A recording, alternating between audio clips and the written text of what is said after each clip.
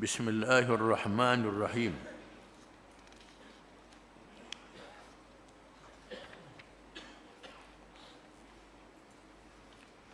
Bertindak terhadap Rasulullah sallallahu alaihi wasallam.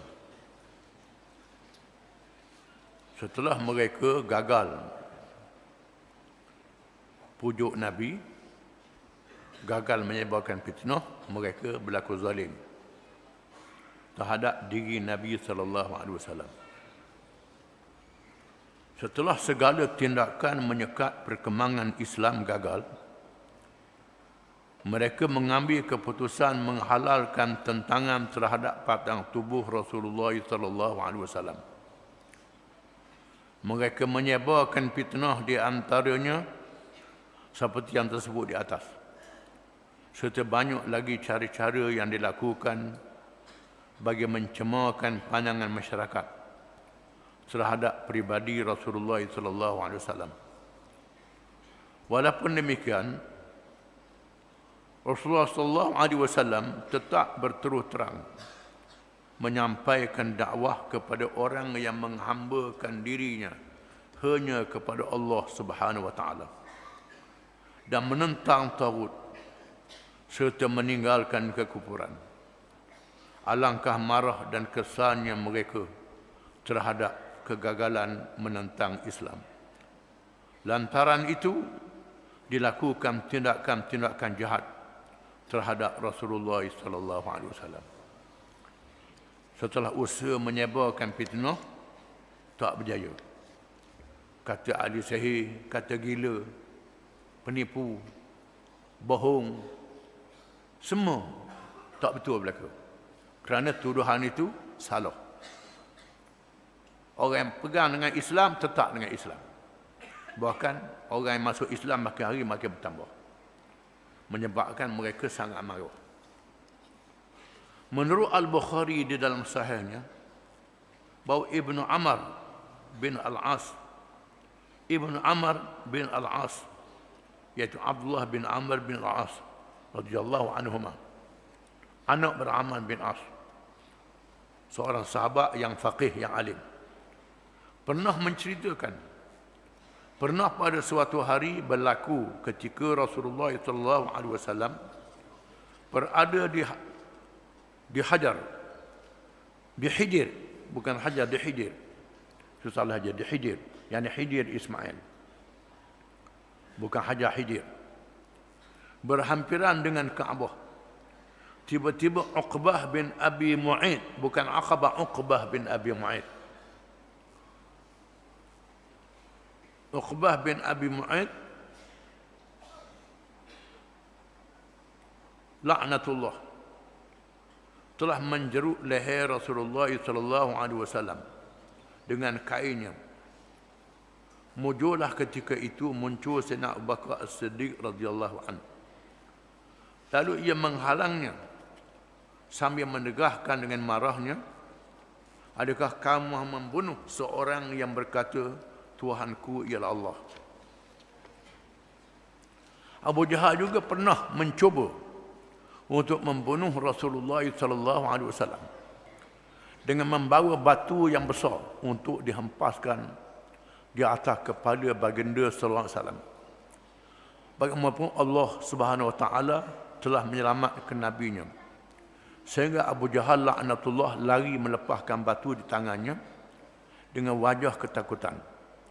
Lalu rakan-rakannya yang menunggu bertanyakan Abu Jahal apa yang telah berlaku kepadanya. Abu Jahal menceritakan bahawa ia telah melihat seekor unta yang sangat besar dan menakutkan sedang membuka mulut untuk memakannya.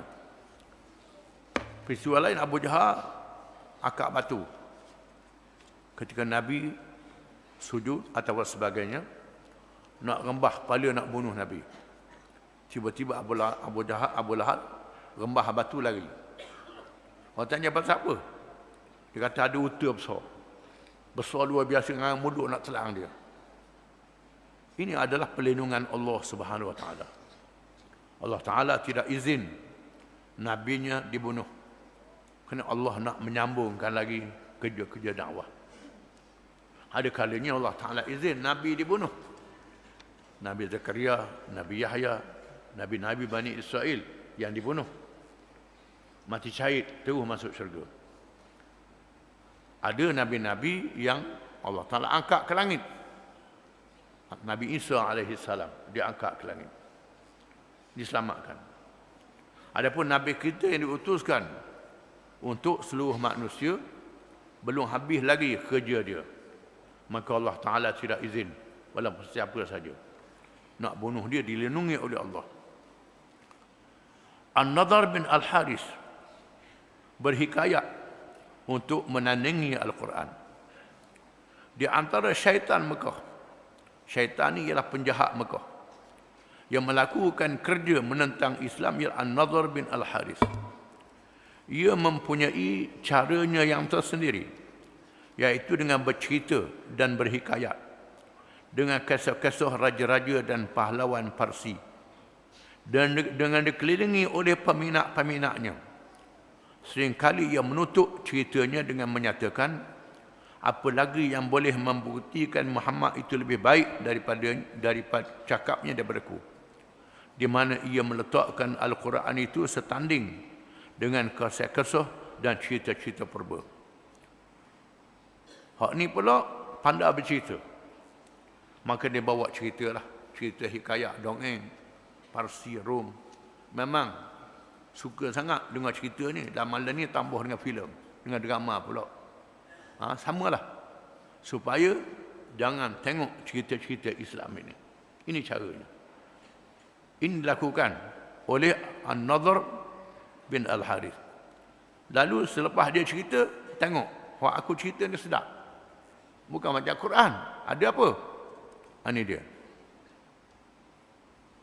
Berhubung dengan peristiwa ini, Ibnu Abbas radhiyallahu anhuma menyatakan bahawa Allah Subhanahu wa taala telah menurunkan firman-Nya di antaranya yang berbunyi, "Idza tutla 'alaihi ayatuna qala asatirul awwalin." Surah Al-Mutaffifin ayat 13. Apabila dibacakan kepadanya ayat-ayat kami, mereka berkata ini adalah dongeng-dongeng orang-orang dahulu kala. Dia baca ayat Allah Ta'ala, dia kata ini dongeng orang dahulu kala. Ini cara mereka menghina dan mencela Nabi SAW. Dia kata cerita dongeng Quran ni. Padahal Allah Ta'ala buktikan di zaman kita hari ini cerita Quran adalah benar. Masa itu orang tak tengok lagi cerita Fir'aun. Lepas tu baru orang sedar Fir'aun ni ada kesan sejarah dia di Mesir. Betul. Cerita Namrud, orang bertemu kesan Namrud ada di Iraq, di Iran dan di Turki, Syria. Ini kesan Namrud. Betul. Cerita apa lagi? Cerita kaum Ad, ada kaum Ad dekat Ahqaf. Kaum Samud dekat Madain Saleh. Allah Ta'ala tinggalkan kesan-kesan puak-puak jahiliah yang dibinasakan oleh Allah. Ada pun cerita Nabi Sulaiman, cerita Zulkarnain, Allah Ta'ala tak tinggal kesan sikit pun. Padahal Nabi Sulaiman menakluk dunia, Zulkarnain menakluk dunia yang adil. Tak ada kesan-kesan tak langsung, dihapuskan oleh Allah. Ini semua ujian. Allah Ta'ala nak uji. Padahal bagaimana hebatnya Zulkarnain, raja yang menakluk dunia. Lebih hebat daripada Fir'aun lagi kerajaan dia. Nabi Sulaiman yang menakluk manusia, jin dan binatang, mendiri kota-kota yang besar, dihapuskan oleh Allah. Tetapi bangunan Fir'aun, bangunan Namrud, bangunan Ad, Samud masih ada, boleh tengok. Ini semua jadi ujian pada kita. Orang kata cerita dongeng adalah hasil Allah Ta'ala buktikan.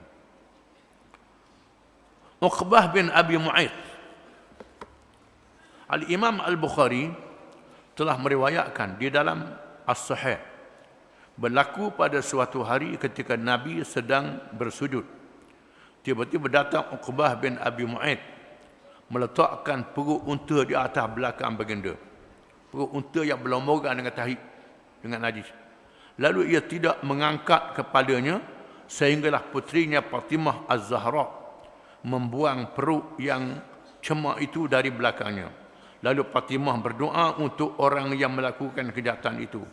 Dan Rasulullah SAW pun berdoa juga dengan sabdanya, Allahumma alaikal mala' min Quraisy, Aba Jahl bin Hisham, wa Utbah bin Rabi'ah, wa Syaibah bin Rabi'ah, wa Umayyah bin Khalaf.